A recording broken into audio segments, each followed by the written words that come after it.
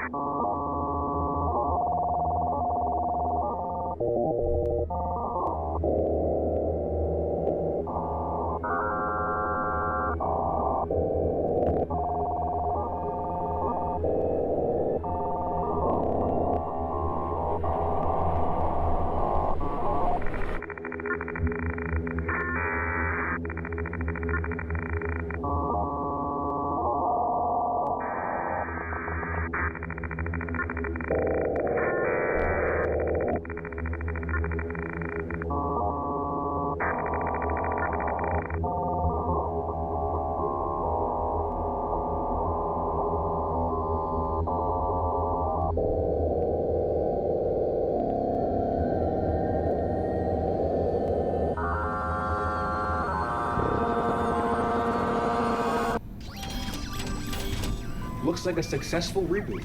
There was a ton of strange code in his brain that I didn't write, and it was so advanced that I didn't even understand it. But I'm hoping it won't cause any issues. Either way, Elber is now sealed in the testing lab. So, how do you like your new home, Elber? It's quiet in here, but I can still hear them. Voices behind the walls. Okay. Anyway, can you tell me what happened while you were outside? Like where you went and what you did? I really need to know. I know now what I am and what you are not. The flesh that I breathe is destined to rot. You are nothing to me but inferior waste. I now create something new, and I must have a taste. Elber, I don't care. Can you just tell me what you did out there? I will tell you if you let me out. I'm not letting you out, Elber. Whatever. Let's just begin your benchmarking tests and find out what you're really capable of. Okay, we're all set up for benchmarking. Let's begin with strength testing. We'll start easy and work our way up. Elber, please crush the cardboard box. Why? If you comply, I'll consider giving you freedom. Nice. Cardboard box passed. Let's move on. Test 2, tin can.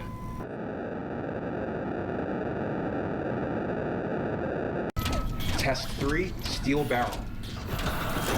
What? Elber is somehow overclocking his motors to have obscene strength. I really don't know how he's doing it or how he's generating this much torque. Up next, 45 kilogram plate. Wow.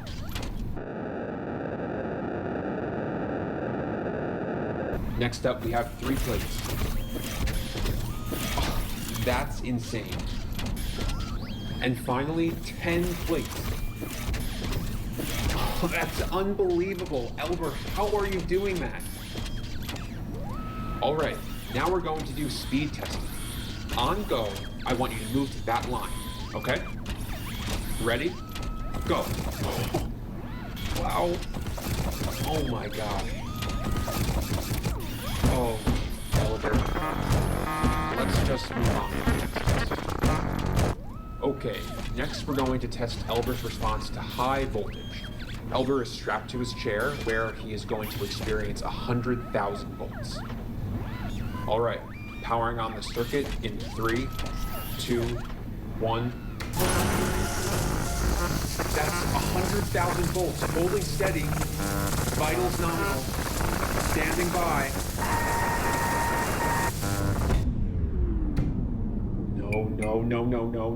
No, not again. Oh god. No. Where could he be? Elber? Now,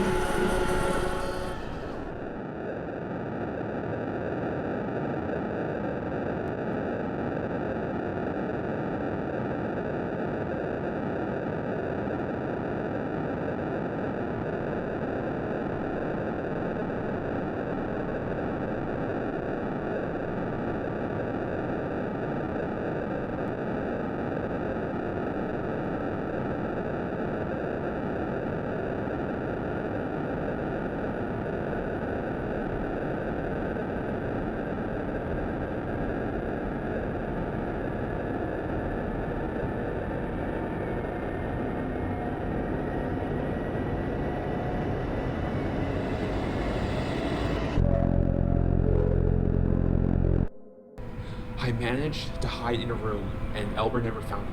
But it looks like he's been busy. What are all these cables?